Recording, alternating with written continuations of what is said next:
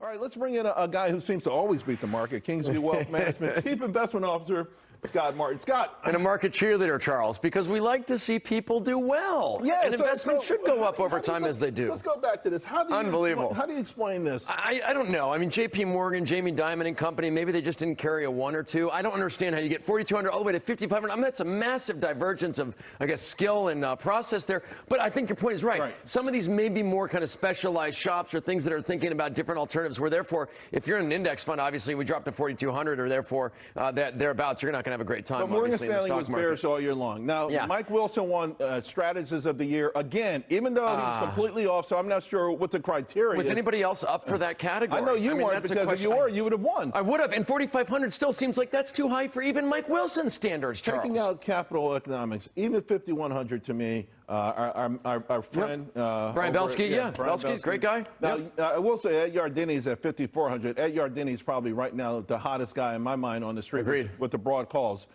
I just don't get this. So you think, where do you think, where are you right now, your guesstimate for where we could end next year? You know, I don't want to touch the telestrator, but if we could, I'd like to shake it and shake it up and see if we can throw up the numbers in the air, because I'm thinking, man, higher than even 5,500. I think around 55 sounds about right, because we still have enough bears out here, and when the market goes down, Charles, as you and I know, the bears come out of the woods. But for right now, when the market's going up and we're getting stabilization, at least on rates, and the Fed speak, oh my God, the bears are gone. Where were they all along? And now they're coming. Now they're going to come back when the markets come down, so that pushes up. So you like you're contrarian to the experts. When the experts are bearish, you say give bullish. And kind of contrarian to sentiment too, Charles. When everybody starts telling me or telling you or telling, even when my mom calls me and says, "Hey, I've got an extra couple $100. What should I buy?"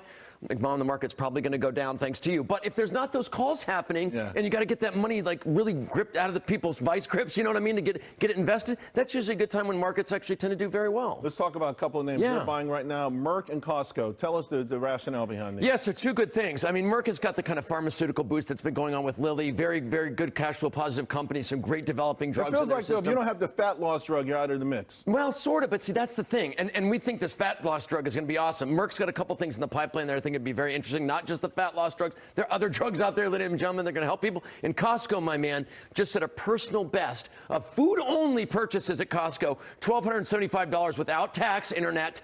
And Costco's one where if you go to Costco, it's a great grocery store. And it has to spend $1,200 at Costco. On me and the family and things like that. And they eat probably 3/4 of the food. From your Taco Bell bill, that's only like 10 days worth of food for you. Exactly. And those are things, too, that I would still go eat at Taco Bell. I'd mix them together. Like, it's not, I'm not forgetting about Taco Bell, but adding some of the Costco foodstuffs as well. And Costco's always crowded, man, and has some great things besides food. When Sam Walton was alive, he said the only company he can never beat was Costco. Costco still can't. If it's in your portfolio, you never really want to sell. Still cannot. See you, man. I'll see you there. Okay. All right. Coming up.